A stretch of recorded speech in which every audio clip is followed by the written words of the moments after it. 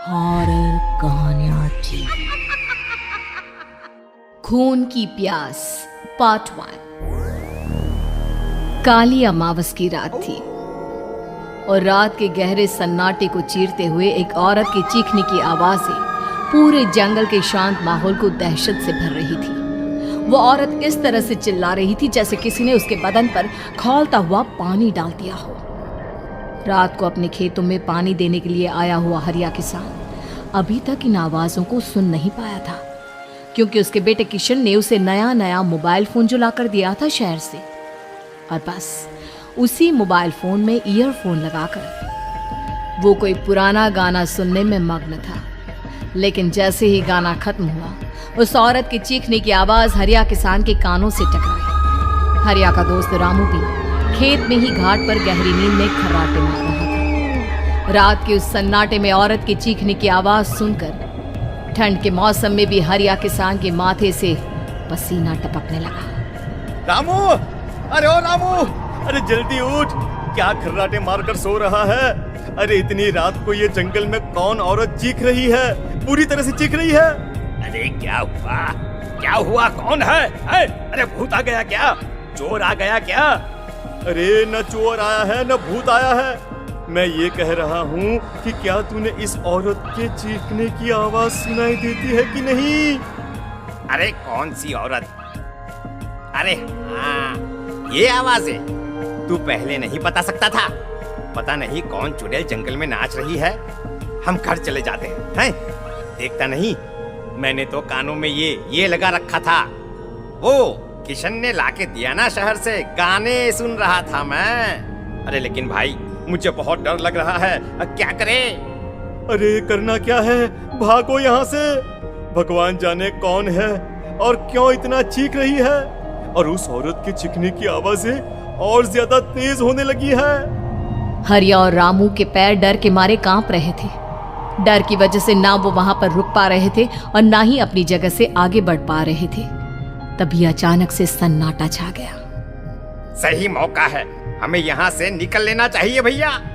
रामू और हरिया अपना गमछा उठाकर दबे पैरों जंगल के रास्ते से गांव की तरफ चलने लगे। गांव की ओर जाने वाला ये एक ही रास्ता था और आवाज भी उसी तरफ से आ रही थी। लेकिन अभी 2 मिनट पहले वो आवाज पूरी तरह बंद हो चुकी थी और जंगल में पहले जैसा सन्नाटा पसर चुका था। तभी अचानक से पेड़ों में किसी के चलने की सरसराहट रामू और हरिया को सुनाई दी। क्या तुमने कोई आवाज सुनी? हाँ यार, ऐसा लग रहा है कोई इस तरफ ही आ रहा है। और तभी अचानक सामने पेड़ से एक साया रामू और हरिया के सामने उल्टा आकर लटक गया। ये देखकर रामू और हरिया की चीख निकल गई। वो दोनों डर के मारे बेहोश हो गए। वो साया जमीन पर आकर खड़ा हुआ। उसने रामू और हरिया के बालों को पकड़कर खींचना शुरू कर दिया। अब तुम गांव वालों में से कोई जिंदा नहीं बचेगा। मैं तुम सबको ले जाकर उस गड्ढे के नीचे दफन कर दूंगी। सबकी जान ले लूंगी, मैं किसी को नहीं छोड़ूंगी। अगली सुबह रामू की पत्नी कमला हरिया के घर आई और उसने हरिया की पत्नी सुमन से अपने पति के बारे में पूछा। सुमन, कल रात को ये तुम्हारे ही पति के साथ गए थे खेत पर, अभी तक लौट कर नहीं आए हैं। हाँ बहन, मैं भी वही सोचकर परेशान हूँ। मेरे पति भी अभी तक खेत से लौट कर नहीं आए। भगवान जाने क्या बात है, दोपहर होने आई है। अब तक तो उन दोनों को लौट कर आ जाना चाहिए था। क्या करे, कैसे पता करे कि वो दोनों कहाँ हैं? मेरा बेटा भी शहर गया हुआ है, वरना उसी को भेज देते खेत पर। बहन, मुझे लगता है कि हम दोनों को वहाँ जाकर अपने पतियों को ढूंढना चाहिए। ठीक कहती हो तुम, चलो मैं तुम्हारे साथ चलती हूँ। और वो दोनों जंगल के रास्ते खेत की तरफ आगे बढ़ती हैं। वहां जाकर देखती है कि हरिया और रामू आग जलाकर आग के ऊपर कुछ पकाकर खा रहे थे। आप यहाँ पार्टी बना रहे हैं और वहाँ घर पर हमारी जान सुखी जा रही थी कि कहीं कुछ हो तो नहीं गया? मुझे कुछ नहीं हो सकता। मैं कभी नहीं मर सकता, समझे तो? अरे तबीयत तो ठीक है। ये किस तरह की आवाज में बात कर रहे हैं आप? कुछ हुआ है क्या? कुछ नहीं हुआ, बस जोरों की भूख लग रही थी, इसलिए खाना बनाकर खा रहे थे। अच्छा, इतनी बदबू आ रही है, ऐसा क्या बनाकर खा रहे हैं आप? जरा हमें भी तो बताइए। अरे भाभी, क्यों परेशान हो रही हैं? मांस पकाकर खा रहे हैं। एक जंगली जानवर कल रात को खेत में आ गया था। हम दोनों ने उसे मार दिया और बस उसी का मांस पक रहा है। आप भी खाइए ना, बहुत बहुत ही स्वादिष्ट है। दिमाग खराब हो गया है क्या आप दोनों का? आप दोनों मांस कब से खाने लगे, और वो भी जंगली जानवर का? चलिए अभी कभी घर चलिए। चलेंगे चलेंगे, लेकिन पहले ये मांस तो खत्म कर ले। कुछ देर बाद रामू और हरिया कमला और सुमन के पीछे पीछे गांव की तरफ चल देते हैं। रामू और हरिया की आंखें पहले जैसी नहीं रही थी, उनमें कुछ बदल गया था। रामू अपनी पत्नी कमला के साथ घर चला जाता है और हरिया अपने घर आ जाता है। देखिए, आपने जो कुछ भी किया मैं उसके लिए आपको माफ़ कर देती हूँ, लेकिन आज के बाद ये रामू के साथ जाकर मांस पकाकर खाया ना, तो इस घर में घुसने नहीं दूंगी आपको। अरे दिमाग मत खराब करो, मैं वहां खाट पर लेटकर गाने सुन रहा हूँ, मुझे परेशान मत करना आप। इतना तमाशा खड़ा कर दिया, दोपहर तक घर लौट कर नहीं आए और अब गाने सुनने। लेकिन हरिया घर के बाहर आंगन में जाकर चुपचाप लेट गया और गाने सुनने लगा। गाने सुनते सुनते हरिया को नींद आ गई।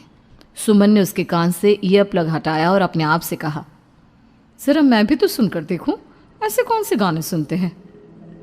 उधर मोबाइल में एक अजीब सा गाना बजने लगा।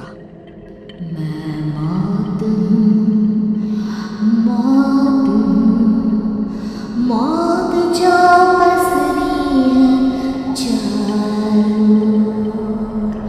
जो आएगी कहीं से निगल जाएगी सबको। मैं मौत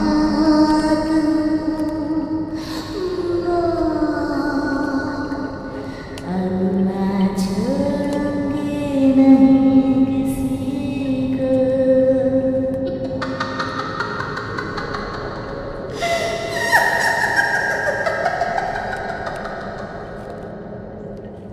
सुमन ने घबराकर मोबाइल फोन दूर रख दिया।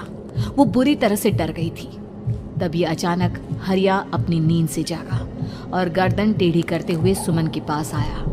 क्या क्या कर रही थी? गाने सुन रही थी? वो ये कैसा गाना सुन रहे थे तुम मोबाइल के अंदर? मौत है, मौत। अरे ये सारी बातें छोड़ो और ये बताओ, आज शाम को तुम मेरे साथ खेत चलोगी? लेकिन क्यों? और तुम इस तरह से क्यों बात कर रहे हो? अपनी गर्दन सीधी रखकर बात करो ना। वो मेरी गर्दन में सोते सोते थोड़ा दर्द हो गया है। मेरे साथ आज खेत चलो ना। तुम्हारे साथ पूरी रात रहना चाहता हूँ। कैसी बात कर रहे हैं दिन दहाड़े? जरा भी शर्म नहीं आती क्या? अरे इसमें शर्माने वाली क्या बात है? तुम पत्नी हो मेरी। पूरी रात खेत पर रहता हूँ। मुझे भी तो तुम्हारे पास आने का हक है कि नहीं? अच्छा ठीक है, चलती हूँ आपके साथ खेत पर, लेकिन फिर उस रामू को मत बुलाना। अरे कैसी बातें कर रही हो? अगर तुम मेरे पास होगी तो मैं किसी को नहीं बुलाऊंगा, सिर्फ तुम और मैं और रात का सन्नाटा। शाम के वक्त हरिया सुमन को अपने साथ खेत पर ले जाता है। आसमान में चांद पूरी तरह से चमक रहा था। हरिया ने अपने खेत में बनी हुई छोटी सी झोंपड़ी के अंदर सुमन को अपने पास बिठा लिया और उसके बालों में हाथ फिराते हुए कहा, कितनी खूबसूरत हो तुम, बहुत सुंदर लग रही हो। एक चांद से भी ज्यादा सुंदर लग रही हो। ऐसी बातें मत करिए ना, मुझे शर्म आती है। अपनी आंखें खोलकर जरा मेरी तरफ तो देखो। अरे देखो तो सही। सुमन ने शर्माते हुए जैसे ही अपनी आंखें खोली, उसके होश उड़ गए। हरिया के बड़े बड़े दांत निकल आए थे और वो पूरी तरह से एक जानवर की तरह नजर आ रहा था। कौन हो तुम मेरे पति नहीं हो। कौन हो तुम? मुझे जाने दो। लेकिन हरिया ने सुमन के हाथ को कसकर पकड़ लिया। उसके नुकीले नाखूनों की वजह से सुमन के हाथ से खून बहने लगा था। बहुत दर्द हो रहा है, मुझे जाने दो। कौन हो तुम? क्या करना चाहते हो? वही जो एक आदमी एक औरत के साथ करना चाहता है, और उसके बाद मैं तुम्हें वहीं ले जाऊंगा जहां पर तुम्हारा पति है। क्या मतलब, क्या कहना चाहते हो? कहाँ है मेरा पति? जंगल के बीचों बीच उबलते हुए पानी के तालाब में, वही है तुम्हारा पति।